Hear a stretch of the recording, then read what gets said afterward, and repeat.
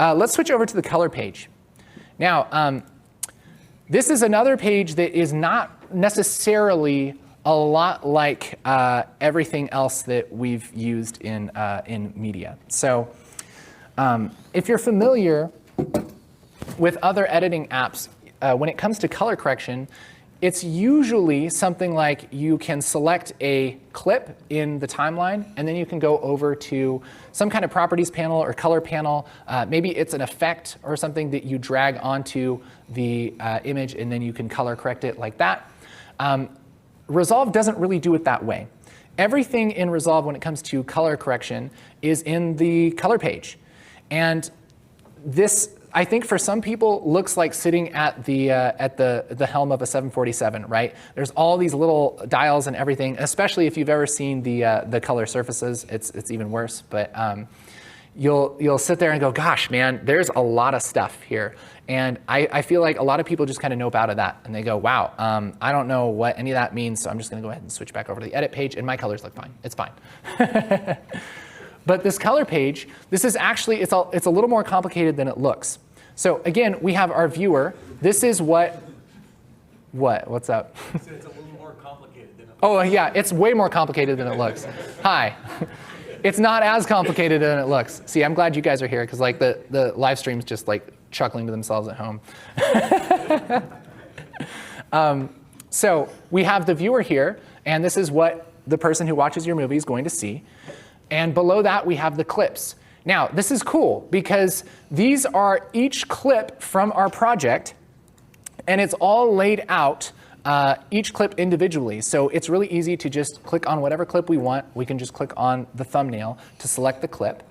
And then we can adjust that clip really easily without having to add an effect, without having to open up a different panel or anything like that. It's just whatever clip we're looking at, that's the one we're adjusting, okay?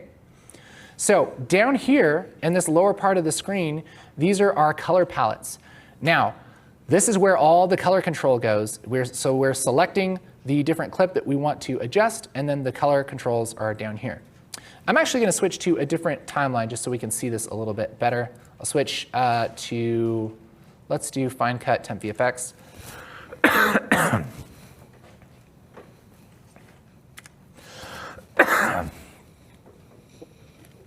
Excuse me.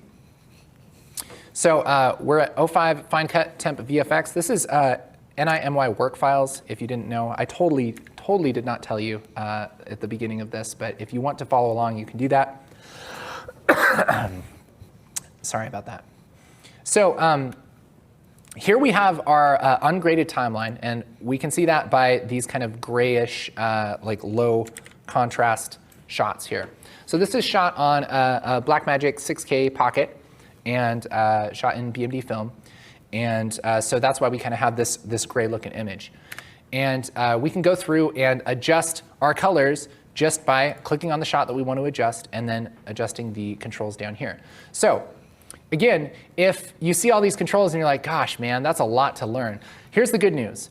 You only need to learn like probably 3 controls to do most of what you need to do in the color page, okay? This is a very nervous thing for me with like super pro colorists sitting there, by the way. Don't be me, okay? But here's the thing. If you want to do basic color, right, all you really need is this panel right here, primary color wheels, okay? And what's cool about this is even though there's a lot here, there's only like 3 different controls. There's the color wheel, which if we grab the middle of this on this offset and we grab this and drag it around, you can kind of see what happens. It pushes color into the image. So if your image looks too warm, you can push this towards cool. And so that's kind of like the color. And then as far as you push this, that's the strength of the color. So if you want to push it really blue, you push it towards blue. Now, for the brightness, that's this tool right here. This is called the master wheel. You grab this and drag it to the right, and things get brighter. You drag it to the left, and things get darker. Okay? That makes sense so far? So that's kind of the basic thing. If you get your head around that, that's really the main 2 controls. And then the third one would be these sliders down here. So like this saturation slider, if I grab this and push it to the right, we can see the image becomes more saturated. All right? So why are there so many of these? Why are there so many different ones? Well, these primary controls right here, these control different things. So like the temperature and the tint, the contrast. If I push this up, there's contrast. And they all actually, a lot of them do similar things. And so you don't even necessarily need to use all of them. But we have the lift, gamma, and gain. Now, these are splitting up our image into 3 different tonal ranges. That's like kind of like the brightness ranges, right? So if the lift is all about the darkest parts of the image. So I can take the darker parts and I can change them, mostly adjusting the darker parts with the lift. So if I want the darker parts to be cooler, I select the lift and I pull it towards cool. And that's going to be most strong in the dark parts. So if I want to adjust the brighter parts, that's the gain. And so if I want to make those, warmer, I can push it towards warm. I can even combine these, and I could make my cooler parts or my darker parts cool and my brighter parts warm, like that. And really, it gives you a lot of control over your image, because you can look at your image and go, what's wrong? Well, the darker parts aren't dark enough. OK, so what do? Well, I go to my lift, and I push the darker parts down. OK? And now I have that dark. What about the brightest parts? Let's go through here. The brightest parts need to be brighter. So I can grab the gain, and I can grab that master wheel and drag it to the right. And now I have increased the contrast in my image just with this one tool. Now, ideally, what you're going to want to do most of the time is do this under any color manage workflow, which I'm not going to talk a whole lot about because the other colorists are going to talk a lot about that. Okay? But this is generally how you adjust an image. Okay? If you want to adjust a certain part of the image, you think about what part you want to adjust, and then you can generally pick that in lift, gamma, or gain. Gamma, by the way, is the midtones. That's the kind of mid-brightness. So if you want to kind of leave the brightest parts and the darkest parts where they are, but you want to kind of boost everything else, you can boost the gamma. So you kind of move along with those different tools to do what you want. A similar tool, if you got the primaries and you're like, yeah, OK, I feel good about that. A similar tool is the curves. And you can actually do a lot of the similar stuff, especially if you're coming from a photo editing app and you understand curves. It works the exact same way, right? This bottom part of our curve, if we move this around, this is the darkest parts of our image. So I can grab this and push it to the right. And what we're really doing is taking the input of our image, which is the x-axis here, and we're making more of the image dark. And then we can grab the white point and push this up, and that will make more of the image bright, right? And then everything in between kind of moves like a rubber band. So I'm sure Daria will talk a little bit more about this, but this is really cool because you get a lot of control over exactly how you want your contrast in your image. You can do something like making an S-curve. This is a really common way to kind of make some stylized contrast. A lot of things are built with an S-curve. But yeah, this is pretty much a really cool way to be able to really refine what the contrast looks like in your image. You can also split this up into different channels. Like if I just want to adjust the red channel, right, I can kind of take some red out of my shadows and make kind of cooler shadows. You have a lot of control. So my advice, if you're not familiar with curves, is just to open up the curves and play around with it. That's the great thing about Resolve, is especially in the color page, you can grab stuff and move it around, and you are not going to be able to break it. Like, I mean, you could make something look bad. I mean, I could definitely make something look bad. Like, let's do some of that, right? Like, yeah, I mean, I'm pretty much an expert in that. But you can always reset it, OK? So you can always reset it. You can always hit this little reset all button in the upper right of any of these panels.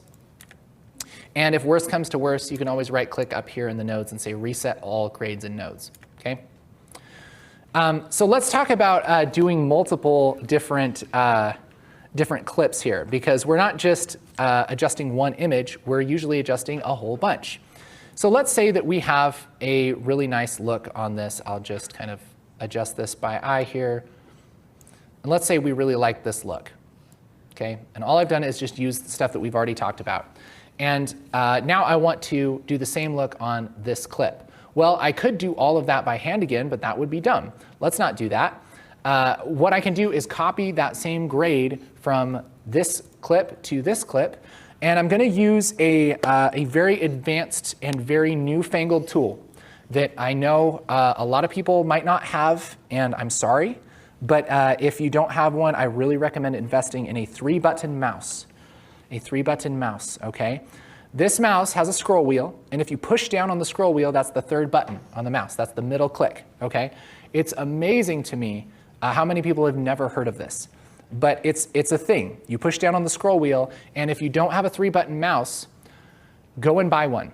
If you're going to use Resolve, go and buy a 3-button mouse. We actually talked about handing out 3-button mice here because it's so important, okay? If you don't have one, go buy one. That is how you fix that problem, all right? Because it's really convenient to copy this color grade from shot 6 onto shot 8 by selecting shot 8 and then middle button mouse clicking on shot 6, like that. I can even hold Control and select whatever clips I want to, and then middle button mouse click, and it will copy them to all of them. And so what I'll sometimes do is make an adjustment on one clip and then just hit something like Control A, which will select all of my clips, and then middle button mouse click on that clip, and that will copy my look over everything, right? That's a quick way to color grade something if you want to. Again, I would recommend doing this under color management, but again, that's the next step. So that's kind of the basics of color grading an image and then copying it to another image. But here's the thing. That's really cool, but here's where like Resolve really starts to shine and get really exciting, okay? What we've been doing so far we call a primary color correction. But we can also do a color correction on just a part of the clip. And we can either select a part of the clip by the color, by the brightness, or even just by the physical space on screen, okay? So what if I want to do something like, let's go to shot 5 here. So this is shot 5, this shot of the shed. And what I often like to do when I'm looking at doing color is look at the shot and go, okay, what do I not like? What could be better about this shot? And to me, one thing that sticks out is I feel like these plants are kind of bright. I really like to look at this part of the shot, you know, the scary shed, right? But like these plants are all bright and happy, and I'm like, what are we doing? So what we can do is we can select just one part of the image and we can adjust that. Now, what we do, let me just reset this real quick. What I like to do is use a window for that. So a window is like a mask, and this, in our middle palette right here, this 4th icon over that looks like an ellipse, you click on that, and then click on any of these shapes. I'll just click on a circle. That adds a shape to our screen. And anything that we do, anything that we've learned so far, anything in the curves, anything in the primaries, anything that we do here is only going to happen inside of that circle.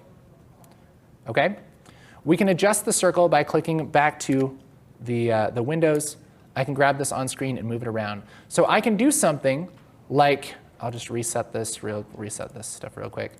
I can do something like select just this part of the shot, and I can, you know, darken it down. I can take some saturation out, and I can really like just adjust that part. Okay. Now, I don't want to do that without getting rid of my original grade here. So I'll just copy this back over. So this is where, guess what? It comes back to nodes. Nodes again, okay? The good news is that nodes aren't quite as complicated in the color page as they are in the Fusion page. So in the Fusion page, each node has one job, right? But the color page, it's more like a group of corrections. In fact, we've already been using nodes and we haven't even known it.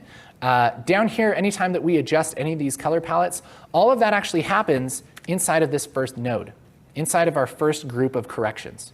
Okay? So now that we have this first node, anything that we adjust here happens in that node. But if we want to do like next level stuff, something else, we can make another node, which is another group of corrections, which we can kind of group together and use as kind of their own individual things. So I'll go up here to the nodes, right click, and say add node, add serial, and that's going to add another node in a series. When I have that node selected, we'll notice all of our controls down here in the primaries, those are reset because nothing's happening in this node. So now I can do something to the entire image just by adjusting the entire image like I normally would. So I can do, contrast like that, whatever I want to do. And I have these kind of grouped together. I can right click and say node label, and we'll say, contrast. And then this one, node label, we'll say like primary, right? And I can turn this off and on by clicking on this little number. So I can see the difference here between having that first node and then having both nodes. Now, I'll reset that node real quick. And this time, actually, I'll just get rid of it because I don't want to rename another one. I'll hit Alt-S to add another serial node. And now, let's take this node, and we're going to darken the plants. So I'll select just the plants with my mask here. And I'll make it really soft. Any colorist will tell you if you can get away with a soft mask, please just do a soft mask. And now I can adjust either the gain, maybe. Maybe I'll take the saturation down a little bit. And now, let's see, I'll get rid of some of these panels so we can see this a little easier. Now we're making a big difference right there in our plants, and we're getting a little bit more detailed. So that's the kind of power that you have in Resolve in the color page, is to be able to just pick like one part of your image and just really refine it. That's what I like, man. It's so much fun to do stuff like that. I want to show you something else really cool that I think you'll really like here. Yeah, let's just go with this shot. So let's say for whatever reason, we want to adjust his face. Okay, we can do something like, I can even add a little shape around his face like this.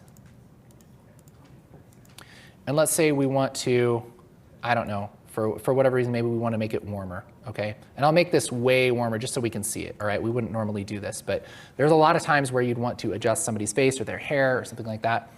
And we can feather this out a little bit, right? So we're mostly just putting a light on his head. There's a problem because he's moving, and now, look, that's a dead giveaway, right? But what's amazing about the color page is that if we have a window like this, we can go to this next palette over, this tracker window, and I can hit this track back and forth. Watch this. And it just instantly tracks it. Like it sticks to his head, which is pretty amazing. And so you can do stuff like you can relight people's faces. You can just do all kinds of stuff. Basically do Roto here in the color page, and it's pretty darn amazing. And ask some of the Resolve nerds here. It pretty much always works that well. That wasn't just a fancy demo, but now I have control over his face, and so maybe I can like brighten that up a little bit, do something maybe a little bit more realistic, and now I can control his face separately from the rest of the shot. So, and then you can add any number of those things. You can absolutely just go crazy when it comes to color grading. And then again, you can copy and paste them through different shots. And it's pretty cool. So that's kind of a big thing. There's a lot of other tools that you can use. But again, if you're intimidated by the color page, all you have to do is just start, just play around with it. And that's the thing with Resolve in general is Resolve saves all the time. And so you always have your project saved. I would recommend making backups and that kind of thing also. But you always have the undo key, and you can undo almost anything. If I completely ruin this and it's just terrible, I can hit Control-Z a few times and be back where I was. And so don't be afraid to open it up and play around. Even in Fusion, man. Grab Fusion, start messing with it, right? Try and make a lightsaber. I'll tell you what, like I spent a lot of time just learning how. This is a temporary thing, but learning how to make a good-looking lightsaber, and how I ruined the shot 2 or 3 times before I restarted and actually got something to work. And it's totally okay. It's totally okay to do that. You can't really break it. So that's my last encouragement to you is if you want to really understand Resolve, get some time with Resolve, okay? So thank you so much.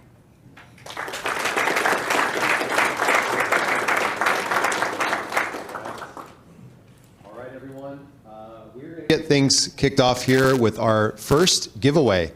So we're going to give you all some time. If you haven't entered your tickets back here with Gadali here at the Raffle area, we're going to be doing our first giveaway here for a Godox LED light.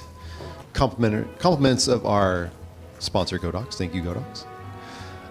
So if you are watching via live stream, be sure to type this command into chat right now, !giveaway1.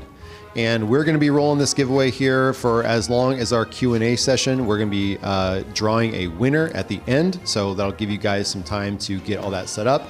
In the meantime, do you guys have any questions for Casey? This is Casey's Q&A time. Question back here. All right.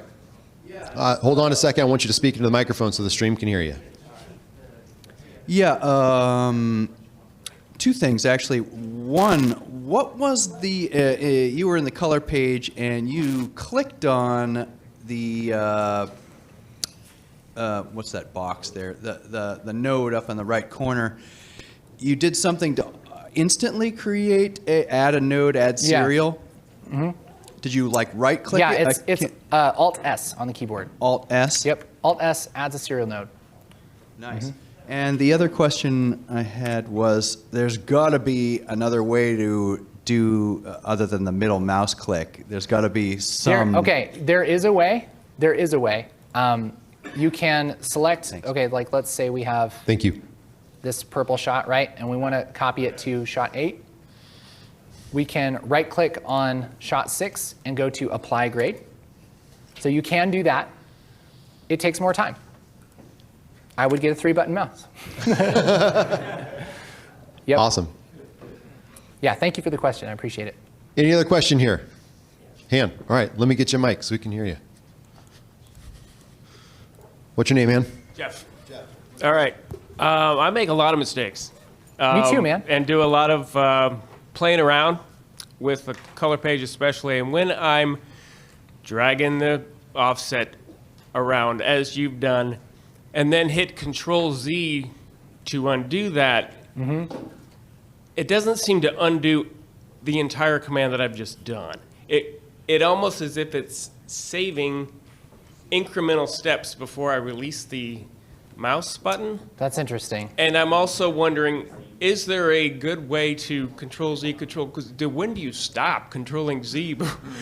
Because there is really no indication other than some maybe subtle effect that you've done on your project. Yeah, that's one of those times where you have to kind of pay attention. What I'll often do is look to go way too far. It's like, okay, I know I didn't go that far. I know I didn't move the thing around. That's what I just did actually, as I was going through, and it like switched to the other timeline, and I'm like, okay, that's really different. And then I'll Alt Z, or is it Control Shift Z to redo? Control Shift Z. Control Shift. Yeah. There's also edit history. Yep. Yeah. Yep. Under edit, there's history. So there's all kinds of things. This is like a list of the things that you did, which is cool. Awesome. All right. And I think we also have some questions from online. Okay. Does somebody I'm not prepared to look at that Okay. right this second. That's all right. So if Well, somebody I'll can get do that one queued up. I think we had a question back here. Okay. No? Anyone else? Any questions from Casey? Yes, right over here. I can hold it. All right. All right. Karaoke time. Yeah. So when you were showing the object you removed, you painted out in Fusion. I'm just curious, like when you would choose to do that versus doing like object remove in color panel, and why? I would say it depends on. Okay. Honest answer, I would probably do it myself most of the time unless it was something that I felt like object removal could do a really good job on. Something simple like that, just cloning it out, it's probably going to look better doing it yourself, I would think, especially if you just want like one part of it. That's what I would go to. I haven't used object removal a ton, so I can't like speak to that super well, but that's my thought. So, yeah. Could you read a couple of those Yeah, for me? Thank sure. you. And then we have some questions from our live stream. What are the biggest misconceptions about Resolve with beginners? Yeah, that's a great question. Biggest misconceptions, I would say, are that Resolve is only a color grading app, because it was a long time ago, and it was just did color. Big misconception is that you can't edit with it, or that it's bad at editing, or that it's, a big one is that it's not pro enough because it's free. You know, if you don't know, there's a free version and there's a studio version. And the free version you can use for commercial work. You can render up to UHD. You can, it has everything that I've shown you here is in the free version. And it just is unbelievable sometimes for people. The paid version can use your hardware a little better. It has noise reduction. It has a few different effects. There's a few things. But I always say just use the free version. And if you keep running into things that are limitations, then you can get the paid version, and it's $300 one time. So it's pretty affordable as far as software goes. But yeah, I think those are probably the main misconceptions people have. Awesome. All right, you had a question, man. I have 2 questions. Also, just trying to stuff these questions in. The first one was, what did you say that were the 3 main color controls again? Yeah, I would start with primary color wheels. I would start with this palette right here. Yep. Okay. And the inside of those, there's the color wheel right here under offset, lift, gamma, gain, offset. There's the master wheel, this one, which is brightness, and then these primary controls right here, which control various things like contrast, tint, pivot, that kind of thing. So yeah, those are like the 3 kind of interfaces that you have to do with that, and they're all basically click and drag. Click and slide something around to where you want it to be. Yeah. Gotcha. So does that make sense? That answer your question? Yeah. And does this have the ability? You said you did with your son's head 2 rotoscope. Is that like, would this do that for all types of funny images and things like that? Yeah, you can. You could make a matte in color. In fact, a lot of people are using the Magic Mask tool, which is in color, to make a Roto matte sometimes and bring it into Fusion. I actually have a video on that. But I wouldn't say you'd normally do a bunch of Roto in the color page, but you can get really detailed with tracking objects. And you certainly could do something like that. But that's generally something, if you're going to do some compositing with Roto, you'd probably do that in Fusion. But yeah, does that make sense? Okay. All right, one more question here from chat. Been wondering how to color correct footage shot on a phone because it's not S-Log or RAW. Your thoughts on that? Yeah. Somebody else had a question? I would love to hear what the other colorists think about this, but a lot of the time, it depends on the phone, but a lot of the time it would be Rec 709, and so it's kind of you kind of do it by eye for the most part. You wouldn't use a color space transform because it's not really a different color space than what you're going to be working in. And yeah, feel free to correct me if I'm wrong, guys, but I think that's pretty much how you would go about it. All right, here's another question. First of all, thank you for Casey, team, Dan, Sam, for setting all this up. Creatives, awesome you did this. This is less of a technical question and more kind of a personal question for your opinion. In your mind, where is DaVinci heading? Like, are they going to improve the AI? What else are they going to add? Like, what is your personal feeling? Like, where is Resolve heading? Yeah. So this is I'm a little nervous answering this question because just to tell you, I don't work for Blackmagic. I don't know any of their insider detail. I haven't talked to anybody about this. Not yet. I have, no. Not yet. I literally, I'm not giving you any kind of inside scoop or anything like that, all right? Everybody cool? Here's what I think would be cool, all right? I think going into the 3D would be great, more integration with something like Unreal. I think doing more 3D stuff with Fusion would be awesome. AI seems like, man, that's here to stay. And I mean, with there's a bunch of like AI guided tools and stuff. I think that's just going to get crazier. I would not be surprised if Resolve just became, I mean, even more the killer app than it is now. You know, even taking over image editing software, vector drawing software. I don't know. You know, I think that would be the logical next step. But again, I don't know. All right. Here's another question from chat. I'm trying to track with planar tracker, but as soon as I try to start tracking, it says, quote, track append failed, even though I didn't change anything about how I tracked it. Okay, so my suspicion with that is that you are, let's see, I'll just bring up a planar tracker. My suspicion is that you are hitting like the wrong button.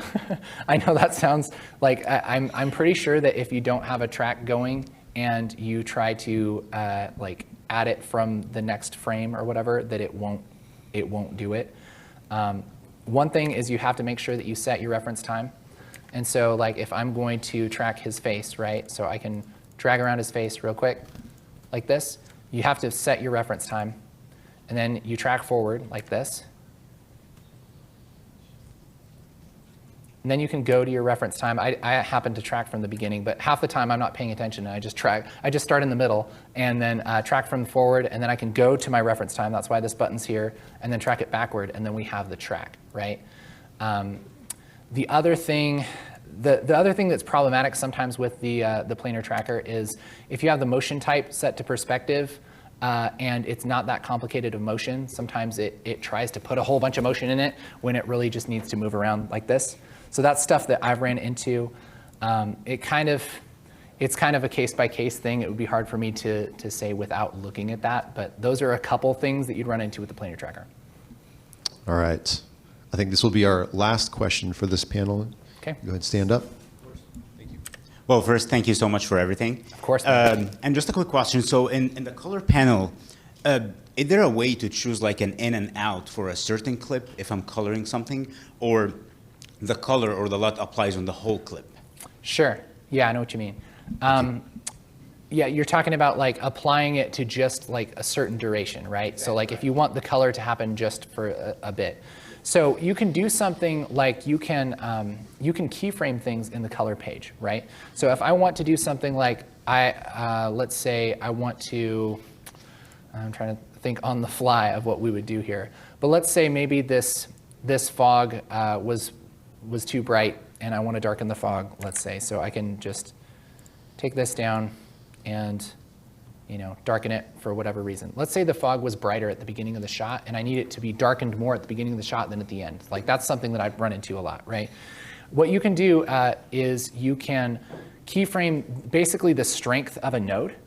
So if you select the node and you go over here to this palette right here, oh yeah, this one, key.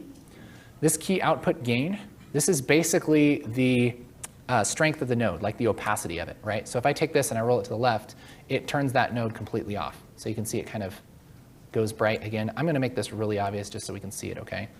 It's like really purple. If I take this gain all the way down, it's not purple at all, okay? So what I can do is I can keyframe that using the keyframes palette right here, and we're in corrector 2. So here in corrector 2, I can click on this little automatic keyframing diamond, and then whatever I touch in the color palettes, it's going to keyframe. So I can just grab this and like move it for a second, and then go to like the beginning of our shot where we want this to be not as strong or stronger or whatever. We can take the gain all the way down, and now we have these keyframes here. I'll turn this off just so I don't ruin anything else. And now, as we play this back, it gets stronger throughout the shot. And so, I mean, that you can do with anything. And so, like, I feel like a lot of people will do, they'll have a node and they'll design it for like full effect, and then they'll kind of dial it in and then keyframe just that key output gain. And that's a great way to do it rather than trying to keyframe like, oh, I'm gonna move my offset this much, and it's kind of wonky when you do that. But key output gain is your friend if you have changing things in the shot. Yeah. Thank you. Let's give it up for guys. Casey one more time. Great job.